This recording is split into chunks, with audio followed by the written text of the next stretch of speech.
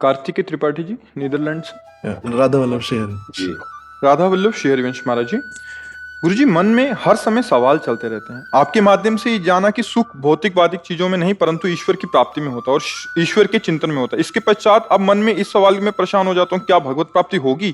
क्या सिर्फ हमारा प्रयास इसको सुनिश्चित कर सकता है? इसलिए अभी देखो, अगर ठीक से शब्द सुनोगे तो उत्तर मिल गया। पहले शब्द कहा कि गुरु के चरणों का आश्रय ले लो। आपका शब्द बताता है कि आप आश्रित नहीं हैं। अगर आश्रित होते तो क्या भगवत प्राप्ति होगी, ये प्रश्न नहीं उठ सकता। आप समर्थ खेवैया की नौका में नहीं बैठे, अभी तैरने वाले हैं। तो अब आपको डर लग रहा है कि पता नहीं मैं पार जाऊंगा कि नहीं जाऊंगा, कि डूब तो नहीं जाऊंगा बीच में। और अगर समर्थ खेवैया के नाव में बैठे होते तो आपको रहता कि नहीं, मैं तो डूबा ही डूबा हूं, मैं तो नाव में बैठा हूं इसलिए पार हो रहा हूं।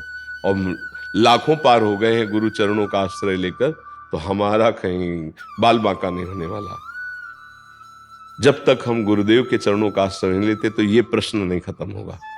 जब गुरुदेव के चरणों का आश्रय ले लेते तो भरोसा जागृत हो जाता है कि मेरे में अगर त्रुटि है भी तो मेरे गुरुदेव ने हाथ पकड़ा है, मुझे पार कर देंगे। सच्ची बात समझना, गुरु आश्रित कभी ऐसा प्रश्न नहीं हो सकता पता नहीं मेरा कल्याण होगा कि नहीं होगा।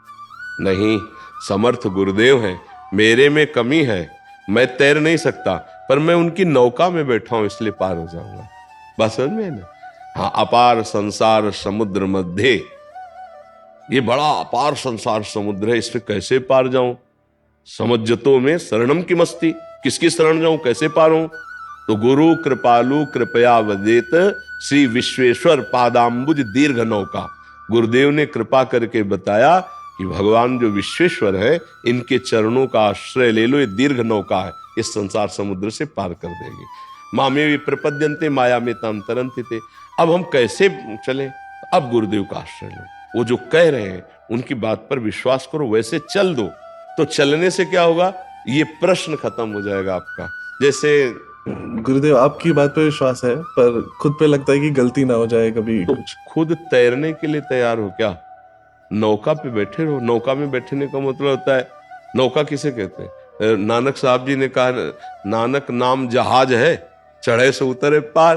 अब अगर हम नौका में बैठे मतलब नाम जप कर रहे हैं, तो मुझे विश्वास क्या, मेरा पार हो गया।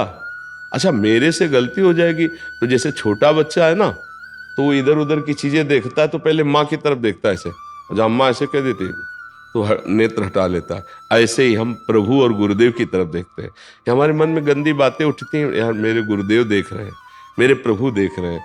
अगर मैं गंदी बात करूंगा तो मुझे डांट लगेगी, मेरा भजन रुक जाएगा।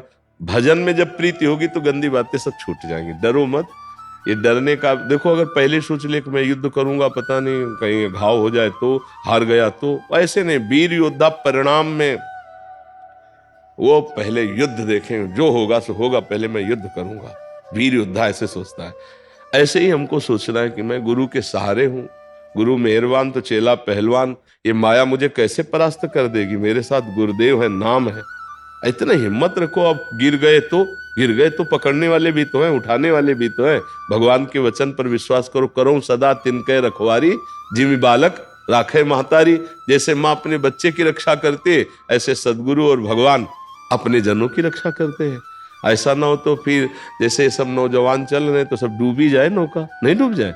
हाँ, भूल से भी कोई गलती का कोई सवाल ही नहीं। इनके मन में गलती उठेगी तो इष्ट और गुरुदेव चढ़े बैठे इनके ऊपर, मन को दबा करके चलाया जाता है। तो डर तब होता है जब हम स्वयं पार होना चाहते हैं, और डर तब नहीं होता जब हम इष्ट और गुरु के भरोसे होते हैं। अब डर क्या? गर्दन कटवाने में भी डर नहीं हुई महापुरुषों को। अपनी धर्म अपनी निष्ठा से नहीं हटे, गर्दन कटवा दी है। सोच लो कैसा निडर स्वभाव हो गया। भगवान का भरोसा, उस ईश्वर परमात्मा का इतना अपनापन, इतना प्यार कि प्यारा शरीर काट दिया गया लेकिन धर्म नहीं छोड़ा। दीवाल पे चुना दिए गए लेकिन धर्म नहीं छोड़ा। बड़े बड़े प्रताड़ना शरीर की कष्टपूर्ण सही, धर्म नहीं। तो फिर हम कैसे कह सकते हैं? हम भी तो उन्हीं के बच्चे हैं, हम भी तो उन्हीं की शरण में हैं, हम भी तो उसी परमात्मा का आश्रय लिए। तो कहीं ना कहीं आश्रय में कमजोरी, तो ऐसा बोल रहे हैं आप क्यों? नहीं, मतलब विश्वास में तो कोई कमजोरी नहीं गुरुदेव। तो फिर निश्चिंत रहिए, कोई है, चाहे जहां रहो तुम, मतलब कहीं भी रहो। भगवान ने जब वामन रूप विस्तार किया तो एक में पूरा सब ऊपर का हिसाब किताब नाप लिया था और एक में नीचे का सब नाप लिया था, 7 लोग नीचे के, और कहा तीसरा पग दे महाराज बलि से। तो सोचो आप कहीं भी हो, हॉलैंड, इंग्लैंड, अमेरिका, भगवान से दूर हो क्या? भगवान के चरणों के पास ही हो, सब भगवान के अंतर्गत। हम विराट रूप भगवान की गोद में वास करते हैं। भगवान को कहा गया महतो महियान और अणुअणियान, इतने छोटे हैं कि जिसे तुम सूक्ष्मदर्शी से जिस जीव को देख सकते हो उसके अंदर भी आराम से सो रहे हैं वो, और इतने महान है कि अनंत ब्रह्मांड भी उनके अंदर भी एक कोने में है। ऐसे भगवान के हमें तो हमें थोड़ी सोचना है इतनी दूर देश में भगवान हमारी रक्षा कैसे करेंगे।